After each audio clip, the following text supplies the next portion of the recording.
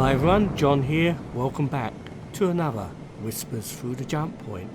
My picks for the most interesting news from Cloud Imperium Games and the Star Citizen universe over the past week or so.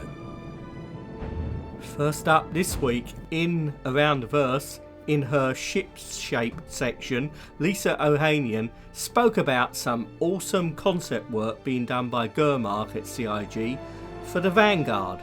Now this is part of what she talked about and what she showed us on the Vanguard.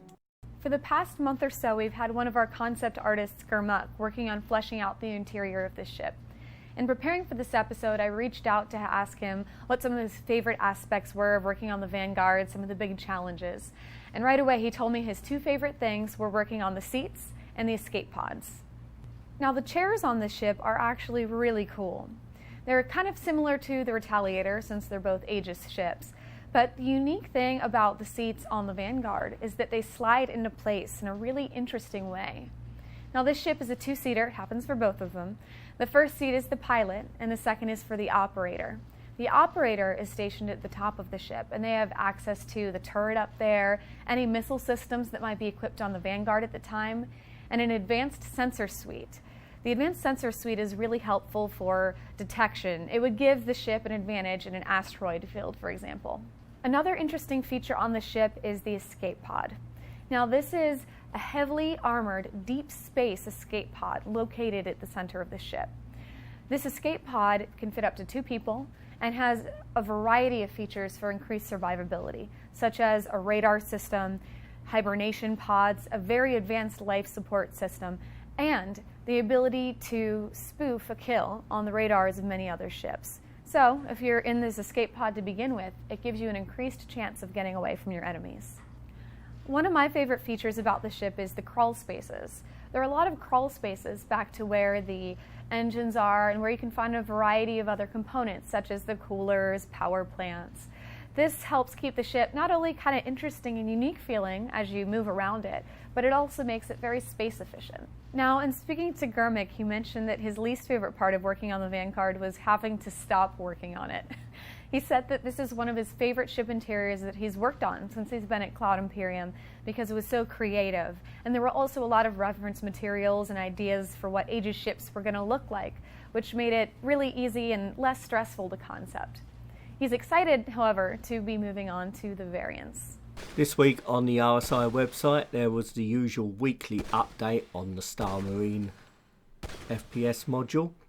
Now, along with a number of blockers, some of the main issues is actually resulting from the fidelity expected for the animation. Now they're talking about bringing a new rig into the build to help with this. And remember, everything in Star Citizen is going to be incredibly high fidelity. Now that's very important because you're going to be able to see other characters in third person, so they've got to move in a believable manner because, well, otherwise it's going to not look quite right. Now, one game which has incorporated first and third person into combat scenarios is the awesome Arma 3. Now this is a game I really recommend to anyone interested in this type of game, if only for the amount of mods it supports. Now obviously Star Citizen is aiming for much higher fidelity in the animation, but this shows how important it is when you're seeing other players around. They've got to move correctly. Now also on the RSI website in the update they showed a video on some new lighting for the Gold Horizon map. Now this has been updated quite a lot and I've seen significant improvements in the lighting. Before I think it was rather dark and this looks like a completely much better level, really high fidelity. Now when the Star Marine module does get ready to be released, it will now only come with the Gold Horizon map. The Astro Arena Satellite will come at a later date. Also in Around the Verse they showed another video which showed some weapons and animations. And this is part of it.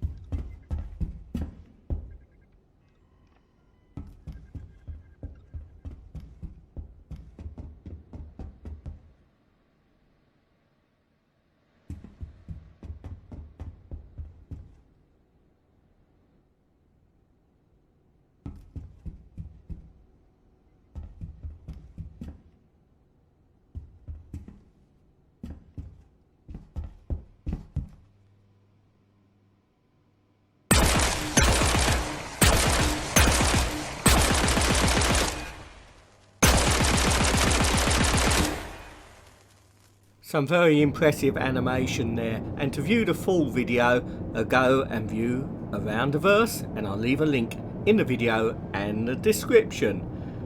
Now, in Reverse the Verse, everybody was facing in a completely different direction because We are testing our live stream equipment that we will be using at Gamescom, so we decided to change it up a bit and test while we stream. So, welcome. I'm scared and intimidated by this. Really? Because I think it's way better. It feels a lot bigger than like everyone's staring at the same monitor though, so It literally is bigger because that's bigger TV. Yeah, guys, let us know if you like this look compared to the old look, and we will do the one that's best. now this Friday at around 7 PM UK time is a special Star Citizen Gamescom presentation, which certainly looks like it could be pretty awesome.